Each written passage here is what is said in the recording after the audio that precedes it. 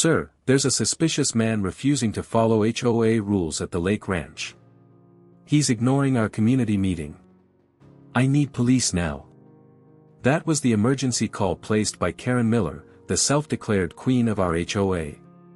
What she didn't realize was that the suspicious man she was reporting was me, the newly appointed police chief of the entire county. The irony hadn't hit her yet, but it would. Let me rewind a bit.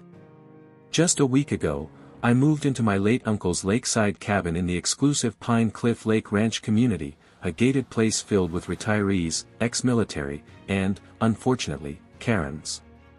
My uncle had been a private man. He never got involved in HOA drama. He warned me in his will about Karen M., describing her as a nightmare dressed in leopard print capris. I arrived quietly, didn't even bring my badge or cruiser, just wanted to settle in. But within 48 hours, a pink envelope showed up on my cabin door. A mandatory HOA meeting at the community pavilion, attendance required, hosted by Karen Miller, President, written in bold letters and underlined twice. I tossed it aside. See, I'd spent 16 years enforcing law and order. I wasn't about to be told how to live on my own property by someone obsessed with mailbox heights and lawn gnome regulations. So, I didn't show up. And that's when it happened. Karen must have seen me lounging on my front porch during her meeting time, sipping sweet tea. She stomped back from the pavilion, red-faced and seething. Instead of speaking to me directly, she pulled out her phone and dialed 911. I could hear her voice echoing down the road, "There's a man here acting aggressively. He's violating HOA policies and refused to attend our mandatory meeting. I think he may be dangerous." Dangerous? Lady, I've defused hostage situations and chased cartel runners on the interstate. Missing your neighborhood chit-chat doesn't make me dangerous. I decided to let it play out. After all, I hadn't been officially introduced to the community yet, but that was about to change. The moment those sirens rolled up the gravel drive and officers stepped out looking confused, they recognized me instantly. "Chief." Karen blinked. Her face went from smug to pale in 2 seconds. I rose slowly from my porch chair, took a final sip of tea, then walked toward the patrol unit with a grin. "Let's talk about this dangerous man, shall we?" Karen stood like a statue. The moment she saw the officers salute me with a surprised "Chief," her entire personality short-circuited. You could literally see the gears grinding in her head, trying to understand what was happening. I walked up casually. "Afternoon, gentlemen," I said, nodding toward the 2 patrol officers who had just arrived in response to Karen's emergency call. "Seems we've got a situation, huh?" One of them, Officer Diaz, looked visibly uncomfortable. He leaned in and whispered, "We didn't know it was you, sir. We were just following protocol." "I know," I said with a smirk. "Let's see what the emergency is." Karen finally found her voice.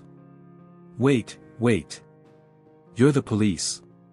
You live here." I turned slowly. "That's right. Name's Chief Grayson. Moved in last week. My uncle left me the cabin at lot 22. Karen's jaw clenched so hard I thought her dentures might snap. She looked at the officers like she'd been betrayed. But he didn't come to the meeting. He's supposed to check in with the HOA. He hasn't submitted any landscaping plans. There are bylaws." I folded my arms. "Karen, is that why you called 911? Because I didn't show up to your meeting?" She was sweating now. "No, I mean, yes, but also he was ignoring rules, and I didn't know who he was. He was acting suspicious, sitting on his porch." I raised an eyebrow. Officer Diaz tried to suppress a chuckle. Karen sputtered, "There's a process, sir. Even police can't ignore the HOA regulations." I stepped forward, calm, professional, but direct. I didn't ignore anything. I simply declined an optional meeting. And for the record, state property laws outrank HOA preferences. You don't call emergency services over a skipped community event. Karen looked like she was about to cry, but I wasn't done. I glanced at the officers. Thanks for coming out. No emergency here, just an overzealous neighborhood president misusing county resources. Officer Diaz gave a slight nod. Understood, Chief. We'll file it as a false alarm. Karen gasped. Wait, false alarm? That's going on my record. No, I said calmly. But the next misuse might. I turned and walked back toward my porch. Before I sat down, I looked over my shoulder and added one final note. Oh, and Karen, you're welcome to knock and introduce yourself like a normal neighbor next time. That's how we build community. She didn't say a word, just turned red-faced and shuffled back toward her fancy golf cart like a defeated general. But something told me she wasn't done. Not by a long shot. 3 days of silence. That's how long it took before Karen struck again. I'd almost started to think she'd let it go, but no. Karen wasn't wired to move on. She was wired for revenge, dressed in HOA regulations and perfume that could knock out a goat. It started with whispers. Neighbors passing by gave me strange glances. A few waved awkwardly, like they weren't sure whether to say hi or salute. One even stopped mid-jog to blurt, "Hey, just so you know, Karen said you're under investigation." I blinked. Excuse me? She said she found something serious. That you were forced to retire or something. I don't know, man. It sounded nuts. I chuckled, of course. I headed back inside and pulled up the HOA's public community page. Sure enough, Karen had posted a vague but dramatic message. In light of recent events, we are looking into the employment background of new residents to ensure the safety and integrity of our neighborhood. Transparency is key. No exceptions. Oh, President Karen Miller. Now I was annoyed, not because I had anything to hide, but because she was spreading paranoia like poison ivy. I fired off an email, short, direct, and CC'd to every board member, "Good evening. As police chief, I assure you my background is clean, and my clearance is higher than anyone here. I recommend Karen retract her public insinuations, or I'll escalate this through official defamation channels. Your HOA does not outrank state authority. Respectfully, Chief Grayson." No response. But that night, I saw Karen outside my property line, flashlight in hand, pacing near my trash bins. I stepped out quietly. Lose something? She spun around, startled. I'm checking for violations. In my trash. She crossed her arms. HOA rules allow inspection of waste disposal methods. No, they don't, I replied. And even if they did, that'd be a civil matter, not a midnight garbage raid. She didn't move. Karen, I said, stepping forward, do you know what you're doing? She glared. Yes. I'm protecting our community from people who think they're above the rules. I laughed, not mockingly, but with genuine pity. You don't even realize how far over the line you've stepped. Before she could answer, headlights hit the street.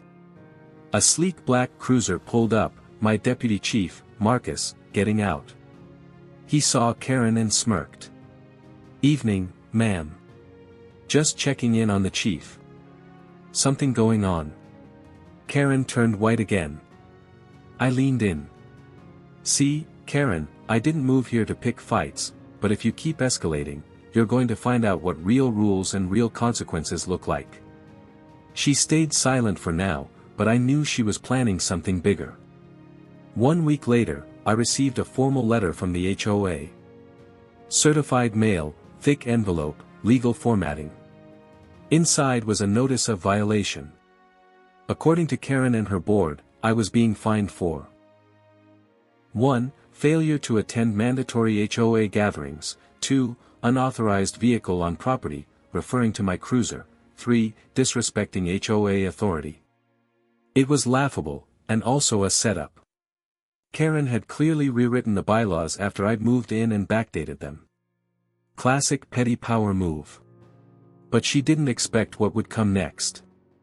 See, what Karen didn't realize was that the HOA's power ended where county jurisdiction began, and I had just been sworn in not only as police chief but also appointed liaison to the county zoning and property board.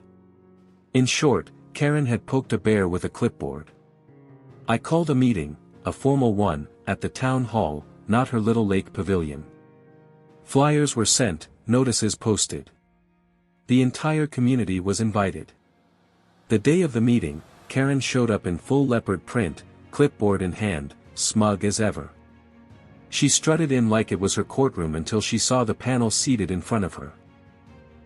Me, County Recorder Eliza Boone, Zoning Commissioner Thomas Lang, and the Deputy Sheriff. I opened the meeting. Thanks for joining us, neighbors. We're here to clarify how county law interacts with HOA guidelines, especially when those guidelines are weaponized. Karen tried to interrupt, but Boone cut her off. Mrs. Miller, we've reviewed your revised HOA charter. You made illegal amendments without board consent or homeowner approval. That's grounds for dismissal as president. Karen's mouth fell open. Dismissal? Thomas Lang added, also, you've issued fines based on fraudulent regulations. That's actionable misconduct. Karen's face twisted in panic. This is my neighborhood. No, I said, this is a shared community governed by law, not ego. Boone dropped the hammer. Effective immediately, you are suspended pending investigation, and your misuse of emergency services is being referred to the DA's office. She nearly fainted. A quiet gasp swept through the room. Karen stumbled into a chair, pale and sweating. I stood up and addressed the crowd. I didn't move here to be a problem. I moved here to retire, fish, and live in peace. But if anyone thinks their little title gives them power to harass others, think again. The applause that followed wasn't loud, but it was sincere. Neighbors came up afterward. Some apologized. Others thanked me. Karen didn't speak to anyone. She slipped out the side door quietly. She hasn't called 911 since. The next community meeting? Hosted at my cabin. And hey, if you've ever dealt with a Karen who thought she ran the world, smash that like button. Drop a comment below, what would you have done in my place?